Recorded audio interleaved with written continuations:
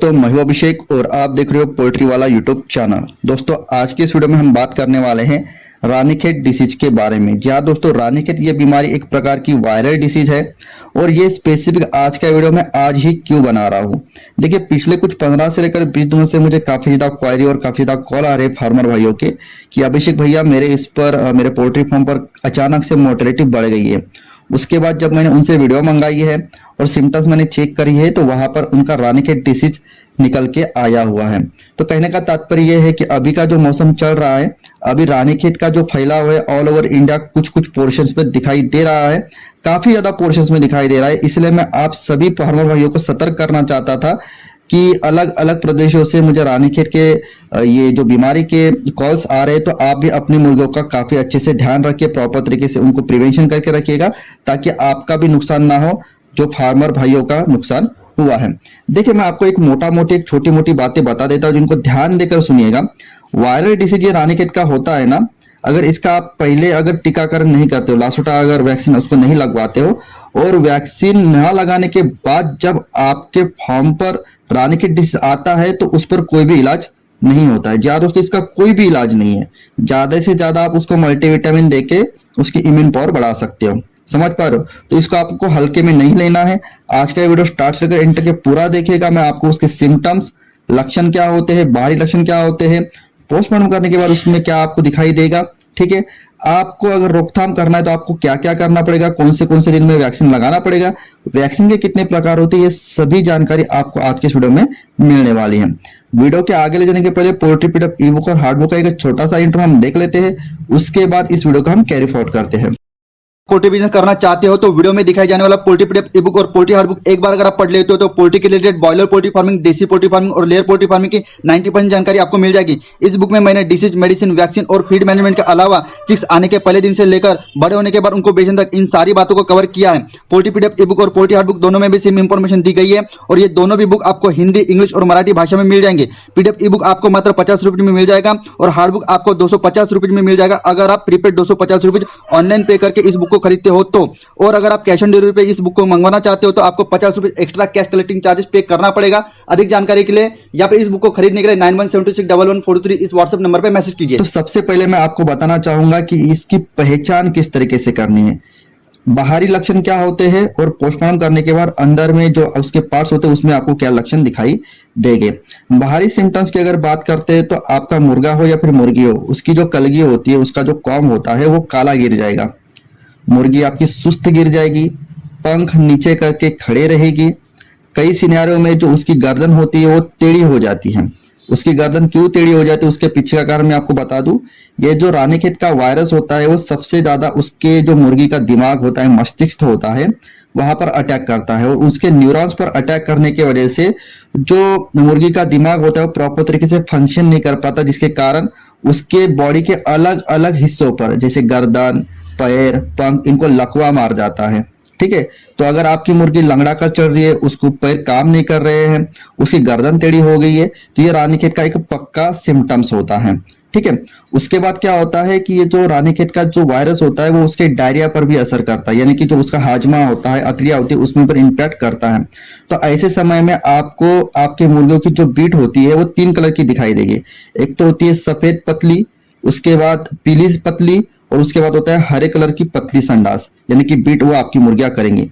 लेकिन अगर रानीखेत की तीव्रता अगर आपके फार्म पर ज्यादा है तो ज्यादातर सिनेरियो में बहुत सारे पोल्ट्री फार्मर्स के फार्म पर जो बीट का कलर होता है वो हरा होता है और हरा कलर भी कुछ आम हरा नहीं होता, वो डार्क हरे कलर की उसकी बीट होती है अपने मुर्गियों की।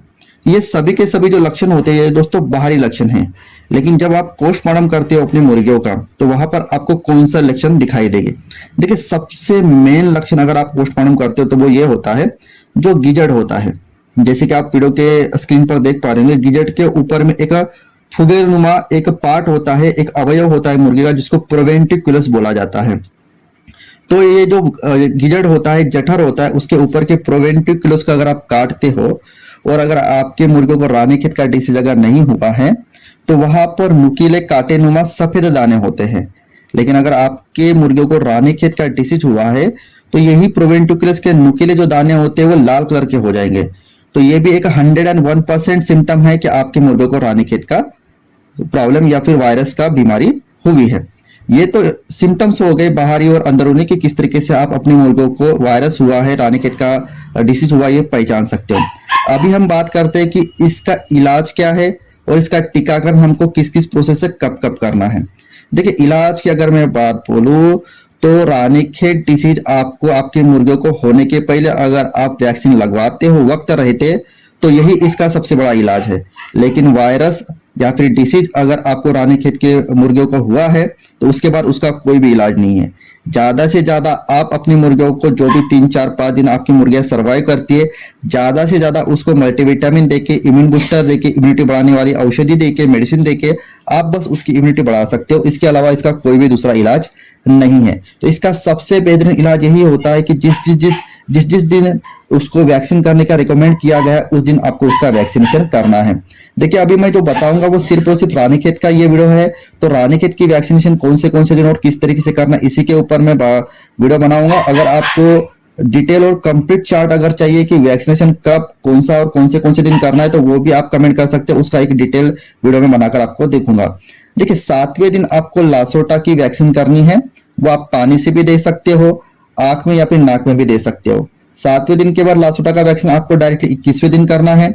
सेम उसी प्रकार से पानी में दे सकते हो आप वो वैक्सीन, या फिर एक बूंद आंख में या फिर एक बूंद नाक में दे सकते हो। जैसे ही आपका ये 2 वैक्सीनेशन हो जाता है और लगभग आपकी मुर्गा मुर्गी जो भी बच्चे होते हैं वो 1.5 महीने के ऊपर में हो जाते हैं, तो चाहे तो फिर आप वैक्सीनेशन उनको पानी में मिलाकर दे सकते हो, या फिर R2B की वैक्सीन आती है जो एनडी यानी कि न्यूकास्टल डिसीज लासोटा यानी कि वैक्सीन वो रानीखेत की ही होती है। R2B वैक्सीन करके आपको मिलेगी, लेकिन वो इंट्रामस्कुलर प्रोसेस से आपको आपके मुर्गों को देना होता है। 0.5 ml पर बर्ड के हिसाब से वो वैक्सीन आपके मुर्गों को इंट्रामस्कुलर प्रोसेस से आपको लगवानी होती है। उसके लिए आपके पास एक प्रॉपर इंजेक्टर या ठीक है या फिर वैक्सीनेटर आपके पास होना जरूरी होता है। तो 7वें दिन, 21वें दिन और जैसे 1.5 महीने के बाद होता है आपके मुर्गा मुर्गिया का, हर 1 महीने में एक बार R2B की वैक्सीन इंट्रामस्कुलर प्रोसेस से या फिर ड्रिंकिंग मेथड से अगर आप देते हो तो रानीखेत के डिसीज से आप बहुत हद तक के दूर रह सकते हो। वीडियो के जाते जाते एक छोटी सी इंफॉर्मेशन मैं आपको दे दूं कि रानीखेत 3 प्रकार की होती है। 3 प्रकार की यानी कि उसका असर आपके मुर्गों पर 3 प्रकार का होता है। पहला असर होता है आउटब्रेक वाला, यानी कि आपके पास 100 मुर्गियां है तो 100 की 100 मुर्गियां आपकी मर जाएगी। दूसरा जो प्रकार होता है वो होता है मीडियम प्रकार का, यानी कि आपके पास 100 मुर्गियां थी, उसमें से 50% मुर्गियां मरी और 50% मुर्गियां सर्वाइव कर ली। और 30% की मुर्गियां होती है जहां पर सिर्फ 15% तक के ही 15-20% तक की मोर्टेलिटी होती है और 80% तक के आप अपनी मुर्गियों को बचा लेते हो। देखिए, ये जो तीसरे प्रकार का जो कैटेगरी होती है, 20% मुर्गियां मरती है, बाकी 80% मुर्गियां बच जाती है, ये उस कैटेगरी में होता है जो फार्मर ने अपने मुर्गियों को वैक्सीनेशन किया था, लेकिन जो 20% मुर्गियां उनकी मरी हैं वो किसी ना किसी कारण के चलते, वैक्सीनेशन तो हुई थी लेकिन वैक्सीनेशन का जो रेजिस्टेंस पावर उनमें डेवलप नहीं हो पाया। ठीक है, यानी कि वायरस से लड़ने की जो रेजिस्टेंस पावर होती है वो किसी कारण के चलते उन 20% मुर्गियों में तैयार नहीं हो पाई, जिसके चलते 80% तक तो उनकी मुर्गियां बच गई, लेकिन 20% तक की मुर्गियां उनकी मर गई।